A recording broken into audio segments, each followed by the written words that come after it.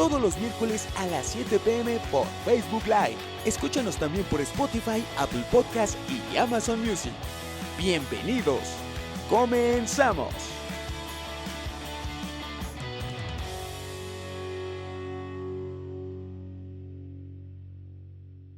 ¿Qué tal, amigos? Bienvenidos a otro podcast de Voces de la Nación, de la revista La Nación. Yo soy Jerry y espero que se encuentren muy bien. El día de hoy nos acompaña un invitado muy especial, Jorge Lara. Él es director del área jurídica de la Fundación Miguel Estrada. ¿Cómo se encuentra, director? ¿Qué tal, Jerry? Muy bien, gracias. Con mucho gusto de estar aquí con ustedes. Director, ya lo conocemos un poquito Sí, ¿cómo no? en la vez pasada que nos acompañó y gracias por darnos otra vez un poco de su tiempo. Quisiera entrar de lleno hoy al tema de seguridad. ¿Dónde estamos parados hoy? ¿Qué es lo que va a entregar el presidente en su sexenio? Y ahorita vamos a lo que viene, el tema de las propuestas del Plan C y todo esto. Me gustaría primero hacer como un análisis rápido de dónde estamos parados en este momento. Sí, claro. Bueno, dice el dicho que lo que mal empieza, mal acaba. Claro. Y no podría ser de otra manera en este tema. Específicamente, desde luego, sabemos que toda la gestión del gobierno en muchas áreas pues fue un desastre, pero especialmente en la materia de seguridad se llegó sin un diagnóstico correcto y con soluciones inadecuadas. Lo mismo ha generado pues que la escalada de violencia siga, Sí. que la inseguridad esté en niveles históricamente altos y que tengamos un problema grave de impunidad, es decir, de los delitos que se cometen solamente una cantidad muy menor, menos del 3% si acaso, llegan a ser conocidos en instancias judiciales con atención a víctimas.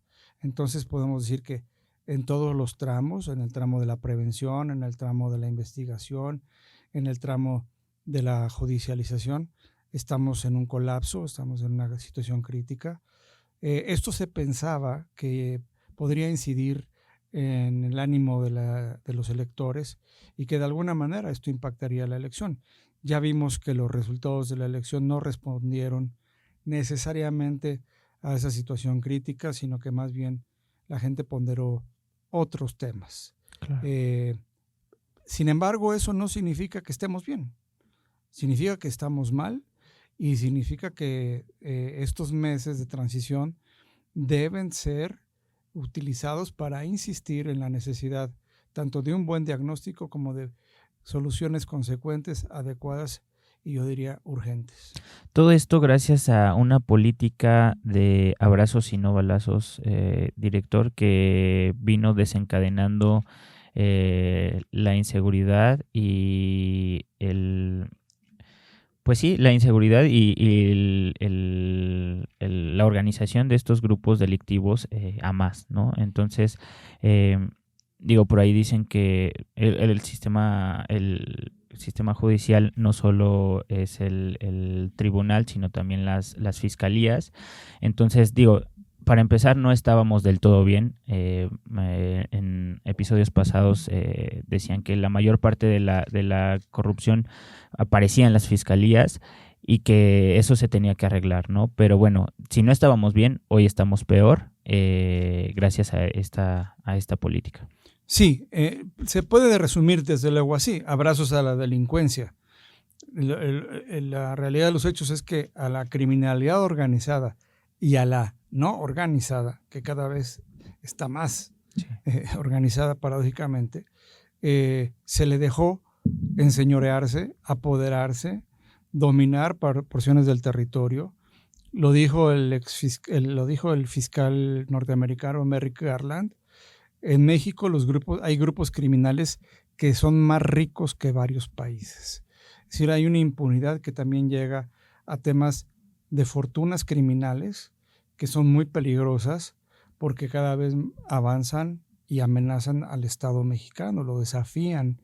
Y también el empoderamiento político, que lo vimos en las elecciones. Ya en muchas porciones del país, quien manda en términos no solamente reales de territorio, sino hasta políticos en puestos de elección popular, es el crimen.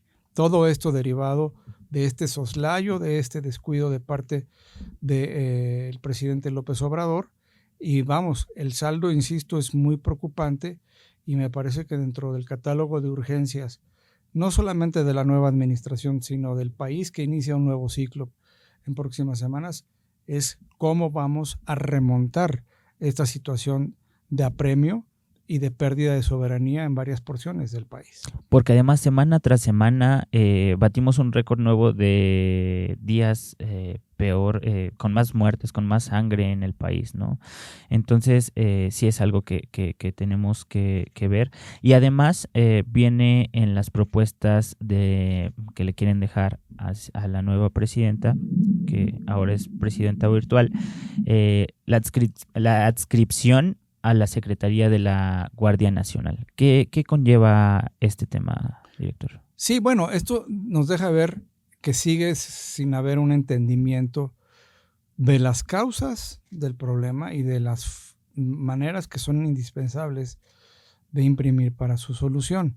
El presidente se casó con una solución que en apariencia promete por pensamiento mágico resolver todo, que es militarizar la seguridad. Por cierto, en una postura totalmente contraria a la que siempre demostró, en la que históricamente él militó, de que el ejército y las Fuerzas Armadas tendrían que retomar su vocación. Y ahí es donde empiezan las trampas, ahí es donde empiezan los engaños y los falsos diagnósticos. Lo que habríamos de reflexionar es si en esta ocasión sigue el oficialismo montado en este juego de engaños, en este juego de falsedades y de simulación.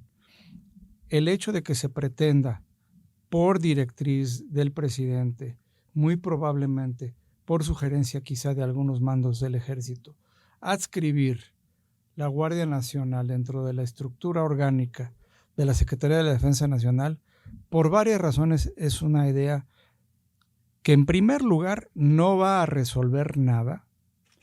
¿Por qué razón lo decimos? Porque en estos casi 6 años, la Guardia Nacional militarizada ha dado un pésimo resultado en los 2 tramos que le corresponden, en el tramo preventivo y en el tramo de investigación de delitos.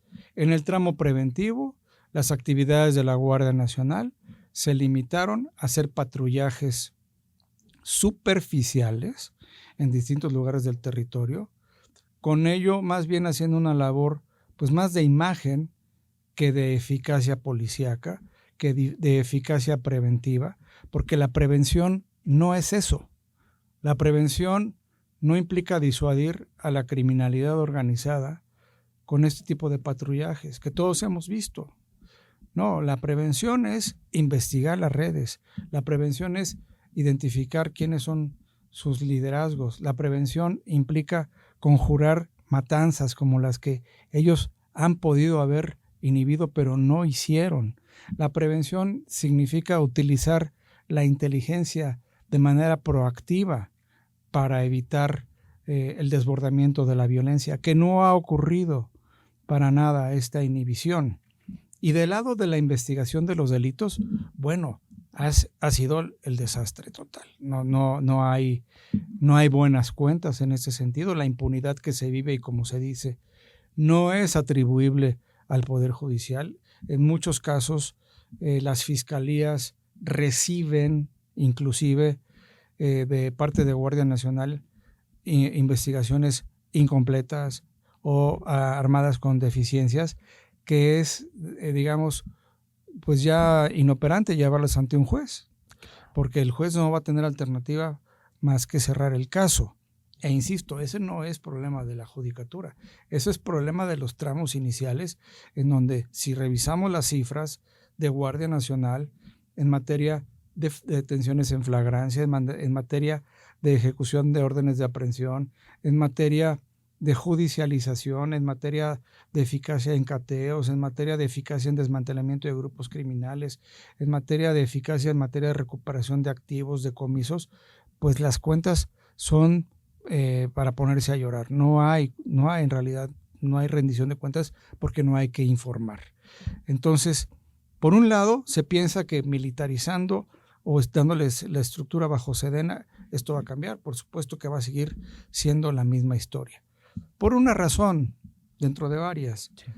El Guardia Nacional, que en un 95% es militar, de vocación, reclutamiento y extracción militar, tiene una vocación, una misión y una preparación muy particular, que es la del soldado que está perfectamente acondicionado y preparado para combatir a un enemigo de la soberanía del país. De eso a que el soldado pueda desarrollar investigaciones de gabinete, estratégicas, de inteligencia, pues no hay nada que nos ubica de un escenario a otro. Claro. Al contrario. Ahora, yo no estoy diciendo, y esto debe quedar muy claro, que un buen soldado no pueda ser un buen policía. Claro. Esto puede llegar a suceder, pero no es en automático, no es cambiándole el uniforme, ni es mandándolo a las calles con funciones policíacas, no, implica incluso cursos por años, un reacondicionamiento estructural, incluso hasta mental, por años, físico, psicológico, de maneras de actuar, porque un soldado a lo que está conformado y preparado es para obedecer órdenes, sí, en una taxativa de sí o no. El policía no puede estar condicionado a una jerarquía de esta naturaleza. Muchas veces el policía tiene que tomar decisiones críticas en el momento. A, B, C, D, F. No estamos hablando de un sí o no o de lo que dice mi mando. El policía tiene que tomar decisiones en el momento, tiene que actuar con astucia, con estrategia, sin descartar líneas de investigación. Entonces, vemos, son mundos totalmente distintos. Luego, si se culmina con esta circunstancia, que por cierto va en contra de las directrices jurisprudenciales ya emitidas por la Suprema Corte de nuestro país y de la jurisprudencia de la Corte Interamericana de Derechos Humanos, que ha dicho que sí pueden participar las Fuerzas Armadas en materia de seguridad. Faltaba más que no. Uh-huh. Lo que no puede hacer es que no haya mandos civiles, pero yo voy más allá de los mandos civiles. Rendición de cuenta encabezada por civiles. Hay una cuestión que como abogado debo decir. El hecho de poner a la Guardia Nacional con un contingente de 120 o 30,000 militares a realizar funciones de policía va a causar estragos muy graves en el sistema de justicia. ¿Por qué razón lo digo? Porque los principios del sistema de justicia que México tiene y que son universales implica que quienes comparecen ante un tribunal, la fiscalía, la defensa, los peritos, el propio tribunal, el propio juez, los magistrados, todos son civiles. Claro. ¿Sí me explico? Sí. Y en el momento en que entra un militar a la sala de juicio, los equilibrios cambian. No hay una igualdad en esa presencia del miembro del ejército. Cuando un militar se presenta en una sala de juicio, pues todos los civiles se van a sentir amedrentados, todos los civiles se van a sentir en una circunstancia real de desigualdad. Eso para nada ayuda a la justicia. ¿Por qué? Imaginemos lo que piensa un juez. A ver, aquí tengo un policía militar que fue el que hizo un cateo. Lo hizo mal, pero yo como juez sí fallo en contra de lo que este policía militar está diciendo, pues yo en lo personal estoy enfrentándome a la jerarquía castrense. Claro. Entonces, eso va a generar disfunciones y muy probablemente se va a generar un boquete importante de legalidad y que a la postre va a llevar a una crisis a todos los procesos en donde haya un militar sentado entre puros civiles. Y a eso le sumamos la reforma al Poder Judicial, pues peor, ¿no? Pero a todo esto, ¿cuál podemos deducir que es el verdadero fin de esta reforma para juntar a la Guardia Nacional con la Secretaría de Seguridad? O sea, podemos ver un poco más de lo que quiere el presidente. Yo, con lo que me acaba de decir, es que quiere tener el control de la seguridad total. Ese es uno de los diversos efectos posibles, ¿no? De que prácticamente al normalizar la militarización de una función como es la seguridad, pues digamos que estaremos en una circunstancia permanente de estado de sitio, sí, ¿no? Que es a lo que te refieres, es decir, una inhibición total de la vida común del ciudadano que está acostumbrado al ejercicio de sus libertades, de sus derechos, y que con esta circunstancia pues va a tener el temor. Yo creo que cualquier persona, y eso es lo normal, lo correspondiente, cuando ve a un militar, no podría ser de otra manera, pues desde luego hay una representación de fuerza que al particular le conlleva a tomar una distancia, a inhibir su propio desempeño cotidiano, etcétera. Esto me parece que va a ser un efecto colateral de una vida cívica y civil mucho más retraída, mucho más recortada en cuanto a libertades. Esto me parece muy lamentable, pero deviene de la mentalidad que, por un lado, ya conocemos la mentalidad del presidente, se está dejando ver incluso ante la presidenta electa, que es autoritario, ¿verdad? Sí. Que no se arredra incluso ante el mandato que ahora es de ella. Y por otro lado, de un pensamiento que él dice, bueno, México no necesita un contingente de soldados, México lo que necesita son policías disciplinados con una jerarquía militar. Eso también es otra falacia. El hecho de que la disciplina militar sea de una manera distinta a la disciplina de las policías civiles tampoco implica ninguna garantía de que no va a haber corrupción, de que no va a haber abusos, de que no va a haber otro tipo de efectos en contra de la sociedad civil. Al contrario, lo hemos visto en muchos países, incluso en México. Lo vimos en este sexenio. Encuentros del Ejército o de la Guardia Nacional en contra de ciudadanos que terminaron en masacres, ¿verdad? Esto no puede continuar, no puede ser así, y va a ser otro de los temas discutidos, álgidos en la agenda, que conforme se vayan discurriendo la configuración de las mayorías en el Congreso, pues vamos a ver qué tanto es que esto va a ser así. Por el momento no nos queda alternativa más de que poner la voz de alerta, por un lado, señalar las inconveniencias de todo tipo, nacionales, internacionales, materia de derechos humanos, materia de debido proceso, materia de libertades, materia de derecho, y que luego esto también se vaya a la discusión de política pública y la discusión parlamentaria. Y además, a todo esto le sumamos el peligro de los otros datos. En el mismo paquete de reformas quieren acabar con las instituciones autónomas, como lo es el INAI. El día de hoy tenemos datos en donde podemos saber que cada semana estamos rompiendo el récord de sangre en el país. El día de mañana no lo vamos a tener si pasan si le damos el control, ¿no?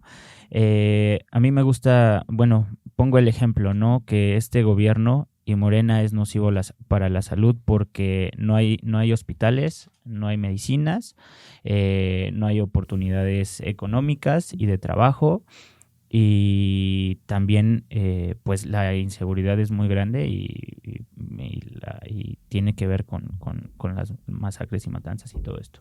Entonces, ¿qué va a pasar en este sentido de la información en cuanto a la seguridad y qué podemos hacer, como tú bien decías, como oposición? Bueno, hoy vivimos un colapso en lo que se llama rendición de cuentas. La rendición de cuentas y la transparencia son elementos fundamentales, son columna vertebral de una sociedad democrática, porque la rendición de cuentas nos permite estar informados en términos de objetivos, indicadores, logros, fallas, retrocesos y demás.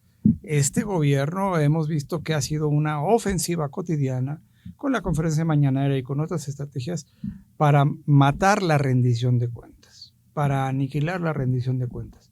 La puntilla sería, obviamente, que prosperaran estas iniciativas que van en el sentido contrario de lo que está ocurriendo en el mundo democrático.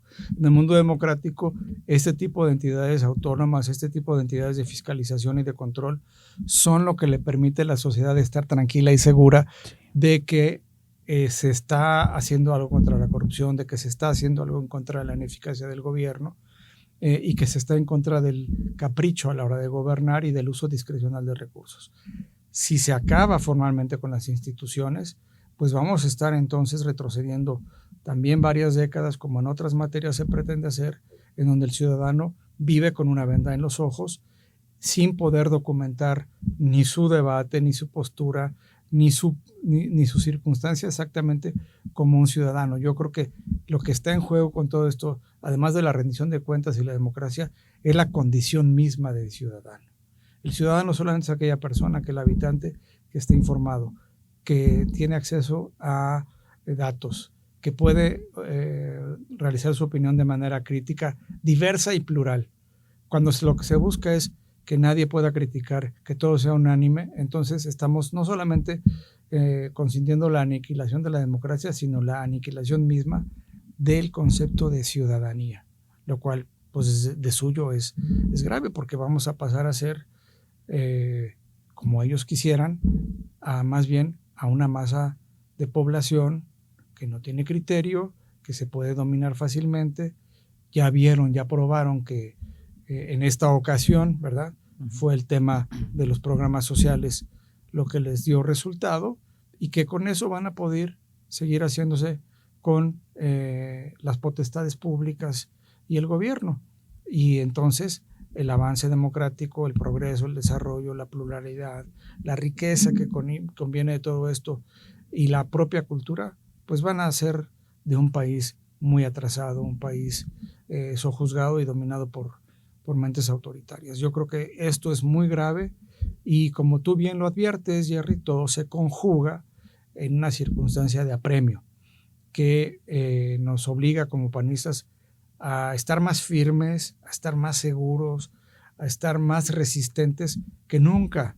Yo sé que los resultados de la elección no son halagüeños y en muchos casos hay pues algún tipo de desgano o de tristeza, pero yo creo que es momento de irnos sacudiendo esos sentimientos y decir, estamos presentes. El PAN ha trascendido momentos semejantes en la historia del país, y yo podría decir que el país tiene una vocación a la grandeza gracias a que existen visiones como la del PAN, de que lo advierten como un país próspero, grande, plural, en donde todos tengamos cabida y no solamente unos cuantos.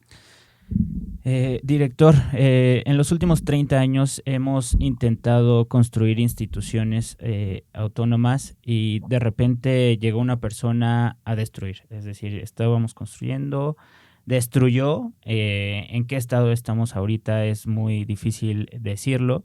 Pero también nos deja ver que hay ciertas cosas que se tienen que mejorar para la reconstrucción del país. Es decir, que no pueda llegar una persona a destruir lo que se trabajó por 30 años, ¿no? Entonces, en este sentido, ¿qué nos espera con Claudia y en el futuro, ¿no? Bueno, esto va a responder a muchos factores. Yo creo que uno importante, sin duda, va a ser la propia personalidad de ella como gobernante del país. Mujeres gobernantes ha habido muchos ejemplos en los últimos años, algunas destacadísimas, Claro. como por ejemplo Golda Meir o el caso de Angela Merkel.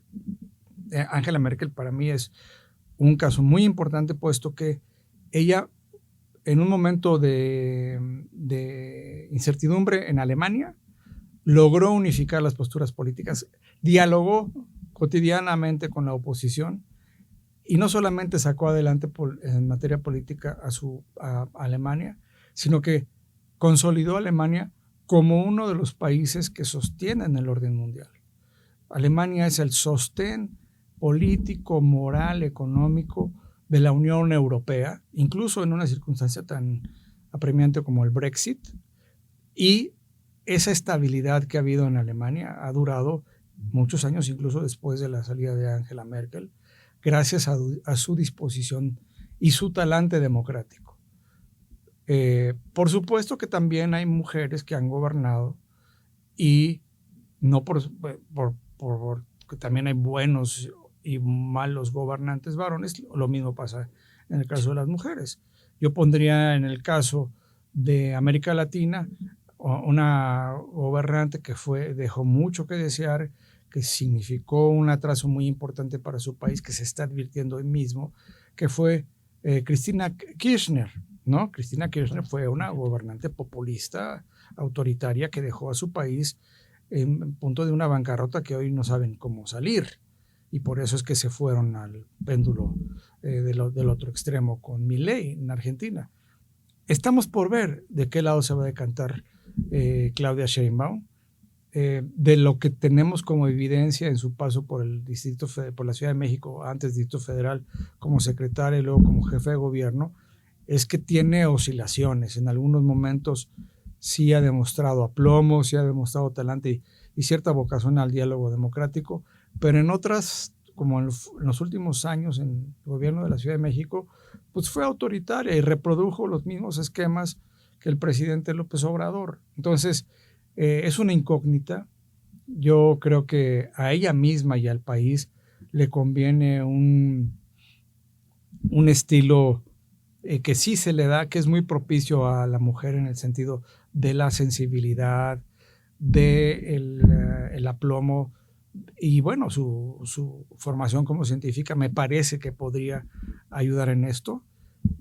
Y dicho esto, yo creo que el PAN no puede perder de vista su misión y su papel, ni su postura ahora, ni su rol que le toca jugar como una resistencia, en el mejor de los sentidos lo digo, una resistencia democrática, en donde sí se tiene que hacer un énfasis muy importante en la continuación de la lucha ciudadana, porque con el resultado electoral quedamos pues como que al acecho, ¿verdad? Pero no, tenemos que remontar, tenemos que recomponernos, tenemos que fortalecer a nuestros propios liderazgos, fomentar la emergencia de nuevos liderazgos en el PAN, redescubrir el PAN hacia los jóvenes, que vemos que en la campaña también es una franja de la población crítica y muy importante para incorporarla a las filas y proyectarla hacia el servicio público y la vocación política.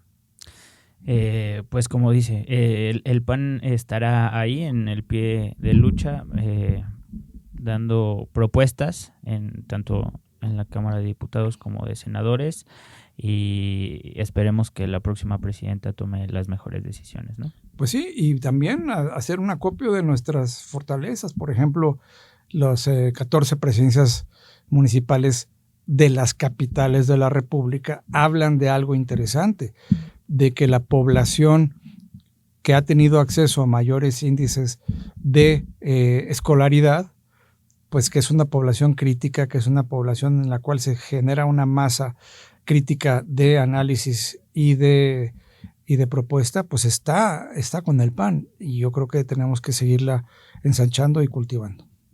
Director, muchas gracias por su tiempo. Nos están viendo en todas las redes sociales, en Spotify, Facebook, Twitter, Instagram. ¿Algo que desea agregar, algo que le quiera decir a toda nuestra audiencia? No, pues muchas gracias por el espacio. Siempre es un gusto estar aquí en nuestra casa, La Nación.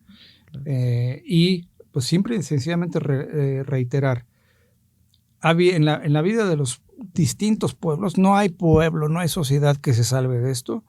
Todos tienen un momento de prueba histórica, todos. Y solamente se sale de esta prueba histórica haciendo acopio de lo que nos inspiró a llegar aquí en un primer lugar, que fue la visión de nuestros fundadores, que fue la visión de muchos de los liderazgos que nos antecedieron, y que esa visión de un país próspero, grande, justo, democrático y plural sigue vigente.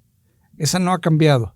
Entonces retomemos, aferrémonos a esa visión de un país que todos queremos para nosotros y para las futuras generaciones, independientemente de cuál sea la coyuntura retadora que tenemos en este momento.